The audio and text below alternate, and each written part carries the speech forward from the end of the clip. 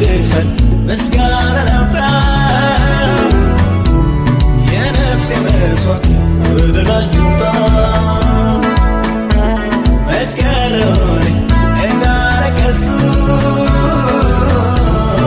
ተራዬ ደርሶ በእርሱ ታሰብኩኝ ኧረ አይጥልም እግዚአብሔር አይጥልም ግናለው እኔ አዲስ መኬቦ በጅጎ ይባላለሁኝ የዚህ የሮቦት በጎ አድራጎት ድርጅት መስራችና ዋና ኃላፊ ነኝ።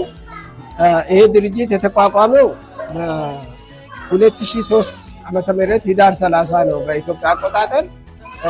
የተቋቋመበት ዋና ዓላማ ከአሁን በፊት ህፃናት ወደ ውጭ ሀገር ጉድፈቻ እየሄዱ ነበረና እነዚህን ህፃናት ወደ ውጭ እንዳይሄዱ በአገር ውስጥ ጉድፈቻ ለመስጠት በማሰብ ነው።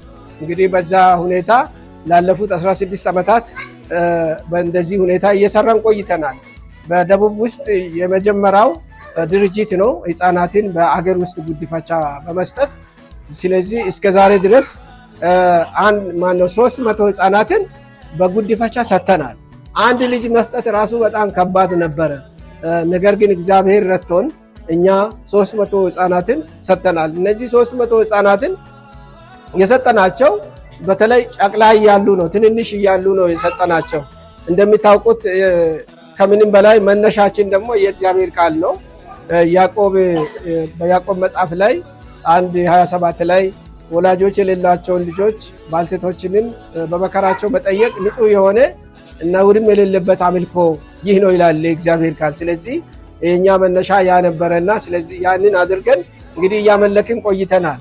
እና እነዚህ ህፃናት የሚመጡት ተጥሎ ነው የሚገኙት። እንደውም ሁሉም ማለት ይቻላል በየሆስፒታሉ፣ በየጥሻው፣ በየጉራንጉሩ ተጥሎ ነው የሚገኙት። የሚያመጣው ፖሊስና ሴቶችና ህፃናት ተባብረው አንድ ላይ በመሆን ነው ወደዚህ የሚያመጡት።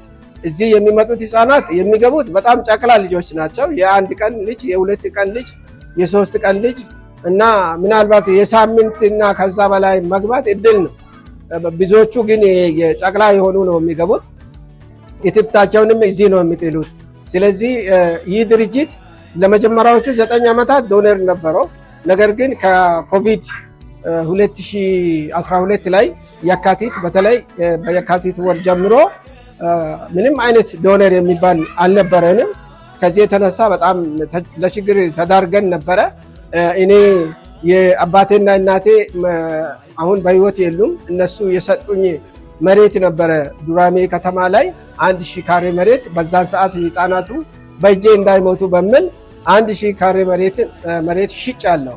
ምክንያቱም የሐዋሳ ከተማ ላይ አስተማሪ ሆኜ የሰራሁት ቤት አለኝ፣ መኖሪያ በቂ የሆነ ስላለኝ ያ ትርፍ ስለሆነ ያንን ሸጥኩና እነዚህ ህፃናት እንዳይሞቱ አደረኩኝ ማለት ነው። ከዛ በኋላ ደግሞ ወደ እግዚአብሔር ጸለይኩ። ወደ እግዚአብሔር ለመንን፣ ጸሎት አደረግን። ከዛ በኋላ እግዚአብሔር ደግሞ ተናገረን። በሚገባን ቋንቋ እግዚአብሔር ተናገረ። በመጽሐፍ ቅዱስ ውስጥ እንደተጻፈው የሰማይ ወፎችን እንደገና ቁራዎችን የሚመግብ እኔ ነኝ ይላል እግዚአብሔር ቃል። ከሰማይ ወፎችና እነዚህ ወፎች ቁራዎች አይዘሩም፣ አያጭዱም፣ ማከማቻ ጎተራም የላቸውም። እናንተ ከቁራና ከወፎች አትበልጡምን የሚል ቃል ነበረ ወደኛ የመጣው በችግሩ ጊዜ ማለት ነው።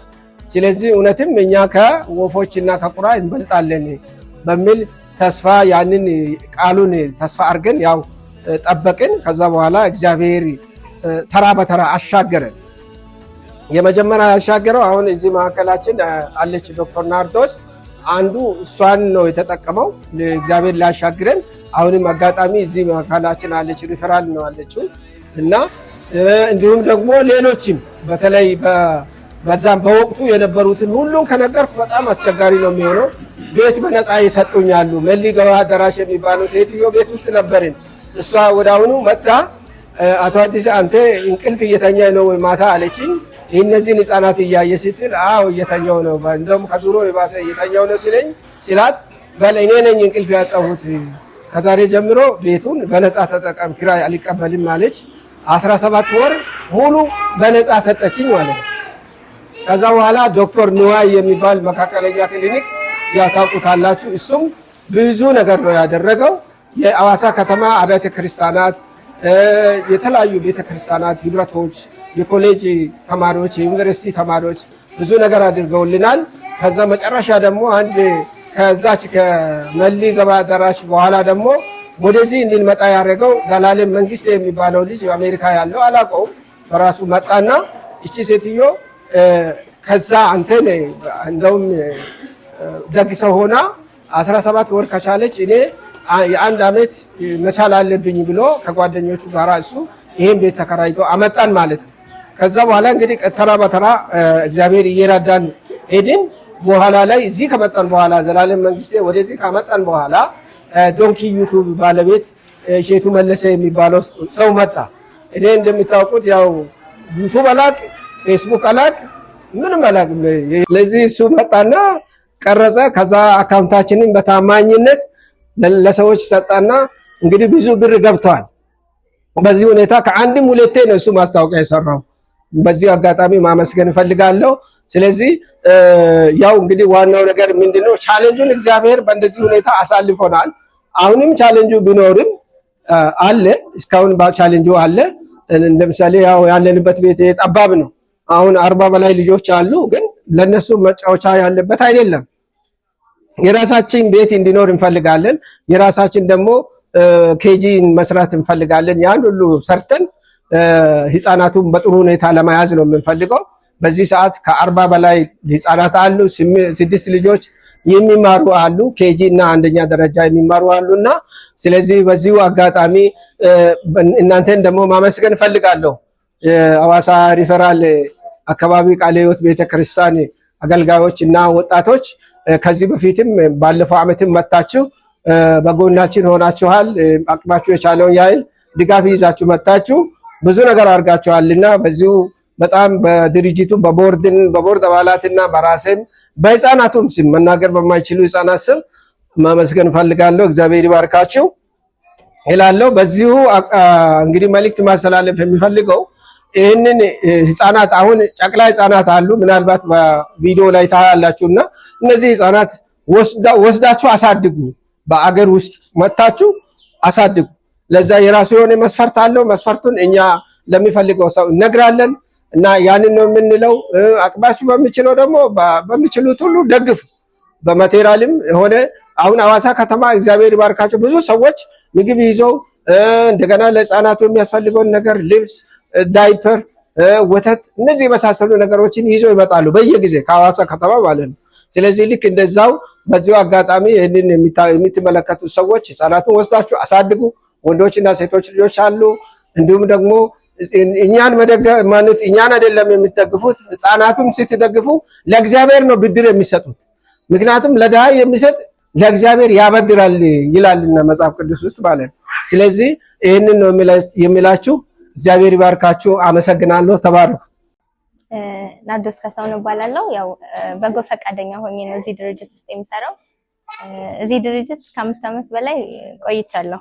እንግዲህ እንደምታያቸው እዚህ ድርጅት የሚገኙ ህጻናት በተለያየ መንገድ ከተለያየ ቦታ መጥተው እዚህ እንደ ቤተሰብ እንደ አንድ ፋሚሊ ቆይተው ከዚህ የሚሄዱ ልጆች ናቸው እና ልጆቹ እዚህ ድርጅት የሚገቡት በተለያየ አይነት መንገድ ነው። ያው እዚህ ስላሉ ዲቴሉ መናገር ብዙም እንትን አይደለም፣ ግን ይሄ ድርጅት ከኮቪድ በኋላ ምንም አይነት ዶነር የለውም። እንዲህ በጎ ፈቃደኛ ኢትዮጵያውያን መጥተው እያዩት እየጎበኙት ያላቸውን የሚያደርጉበት ተቋም ነው። ስለዚህ እነዚህ ህጻናት ነገ የሀገር ተረካቢ ናቸው። ነገ ትልቅ ቦታ የሚደርሱ ህጻናት ናቸው። ከነዚህ ህጻናት ጎን ያሉት እነዚህ ሞግዚቶች እና እኛ ኢትዮጵያውያን ነን። ስለዚህ እነዚህ ህጻናት መጠበቅ፣ ማሳደግ፣ መንከባከብ የኛ ኃላፊነት ነው። ስለዚህ እናንተም እዚህ ስለመጣችሁ በጣም እናመሰግናለን። እግዚአብሔር ያክብረልን። ግን አንዳንድ ጊዜ ብዙ ሰው ምንድነው ይመጣል፣ ግን ከዛ ይቀራል።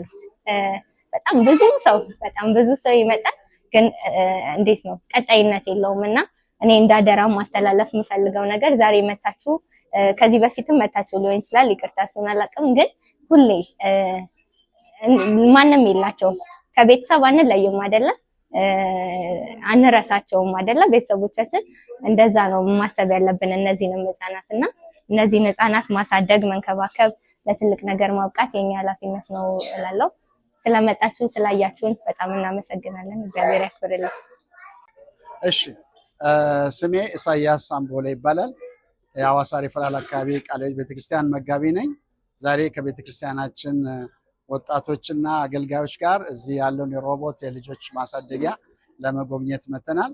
ይህ ስፍራ እንደሰማነው እንደተነገረን ላለፉት በርካታ ዓመታት ብዙ ከ300 በላይ የሚሆኑ ልጆችን ለአሳዳጊዎች በመስጠት አሁን ገብተን ባየነው በተለያየ እድሜ ክልል ውስጥ ያሉ በጣም ከህፃናት ጨቅላ ከ2 ቀን ምናምን ጀምሮ ያሉት ወደ ከ40 በላይ ህፃናት በተለያየ ክፍል አይተናል እና በቤተክርስቲያናችን በወጣቶች አገልግሎትና ሌሎችም በጎ ልብና ሀሳብ ባላቸው ምዕመናን አማካይነት አንዳንድ እገዛዎችን ለማድረግ ነው የመጣ ነው እና ይሄ መጽሐፍ ቅዱሳዊ ግዴታችን እንደሆነ እናውቃለን።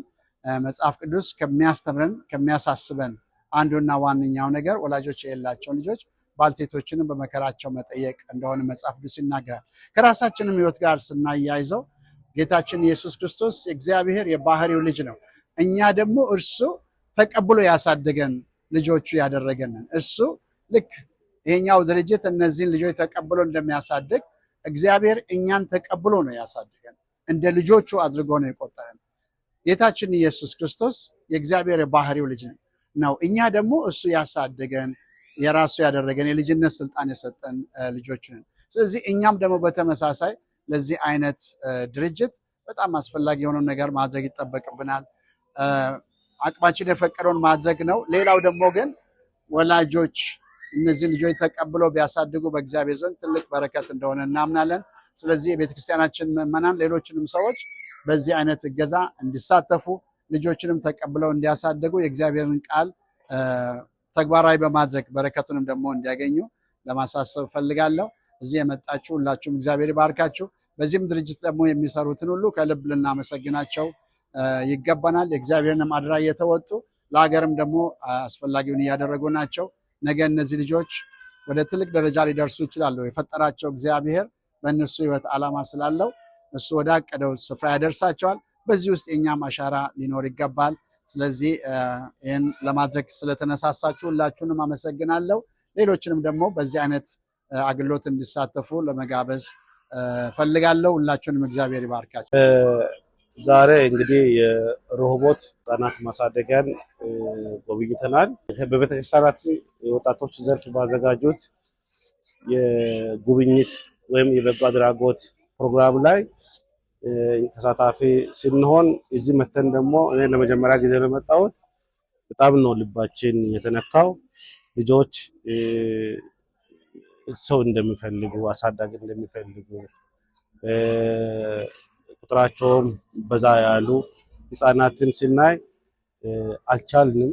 እውነት ከልቤ ነው በጣም የአባትነት ይሁን እና የሰብአዊነት እንትን ተሰምቶኝ በጣም ነው እንባ ያነቀኝና የዛሬ ፕሮግራማችን ትልቅ የአገልግሎት ዘርፍ ነው ያደረግነው። በትንሹም ቢሆን የተወሰነ ስጦታዎችንም ይዘንም መተንም ቢሆን ነገር ግን ከዚህ በኋላም ቢሆን በመሀል እየመጣን ልጆችን እነዚህን እንድንጎበኝ ራሳችን ያነሳሳ እኔንም ራስን ያነሳሳኝ ነገር ነው።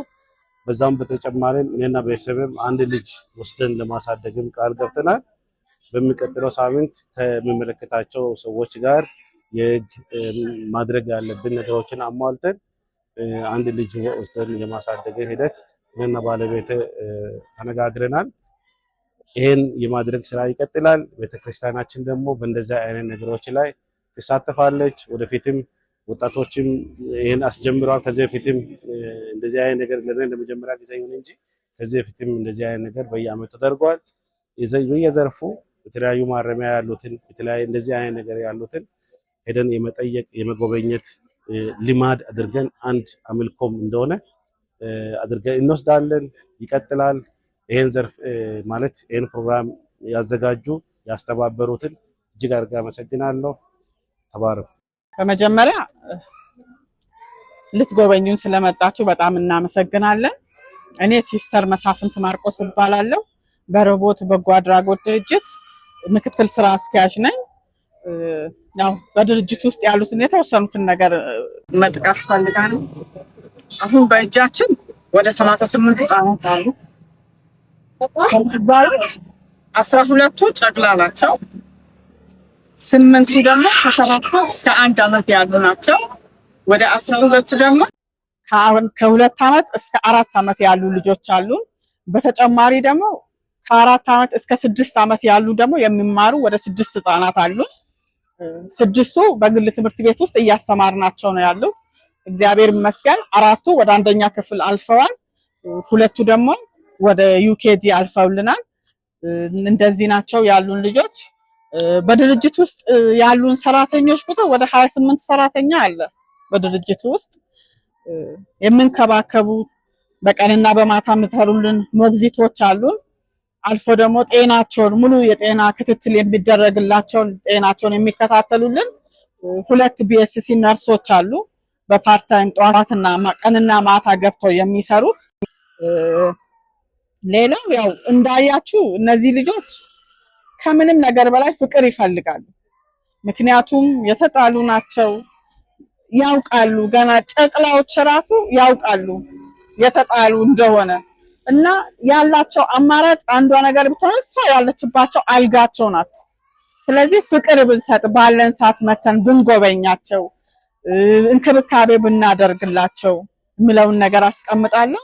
ሌላው ለኛ ይሄ የመጣልን ነገር ትንሽ ነገር አይደለም፣ በጣም ትልቅ ነው። ለኛ ስላደረጋችሁልን ግፍትና ስጦታዎች ከልብ እናመሰግናለን። አትለዩን። ሁሌም ከጎናችን እንድትሆኑ እንመኛለን።